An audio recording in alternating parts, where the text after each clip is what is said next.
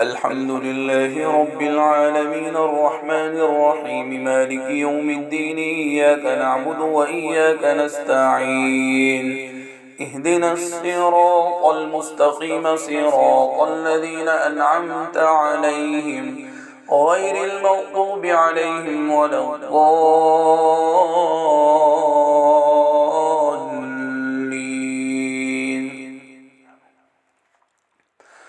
ولقد أرسلنا إلى من قبلك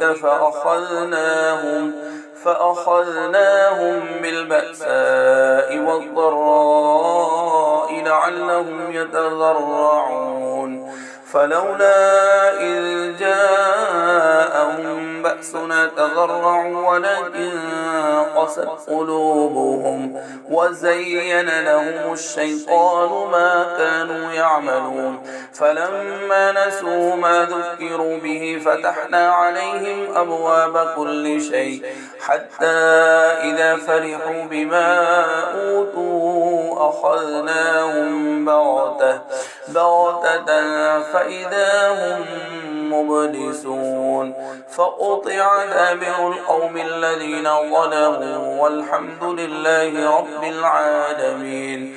قل أرأيتم إن أخذ الله سمعكم وأبصاركم وختم على قلوبكم من إله غير الله يأتيكم به انظر كيف نصرف الآيات ثم هم يصدفون.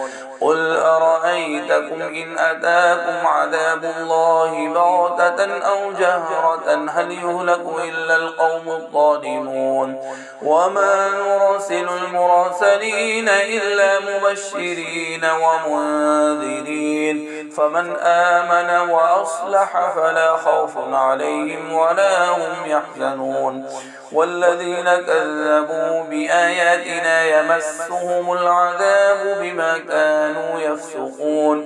قل لا أقول لكم عندي خزائن الله ولا أعلم الغيب ولا أقول لكم إني ملك إن أتبع إلا ما يوحى إلي. قل هل يستوي الأعمى والبصير أفلا تتفكرون. وأنذر به الذين يخافون أن يحشروا إلى ربهم ليس لهم من دونه ولي ولا شفيع لعلهم يتقون.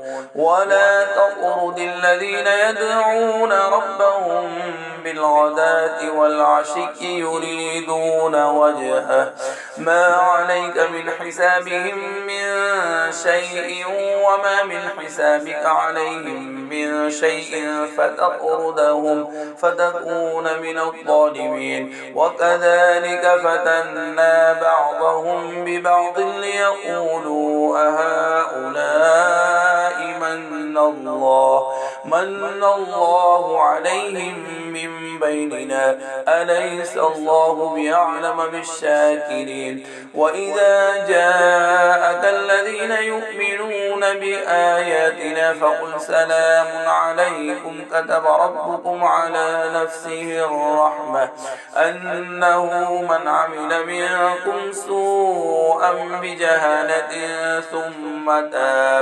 ثم تاب من بعده وأصلح فأنه غفور رحيم.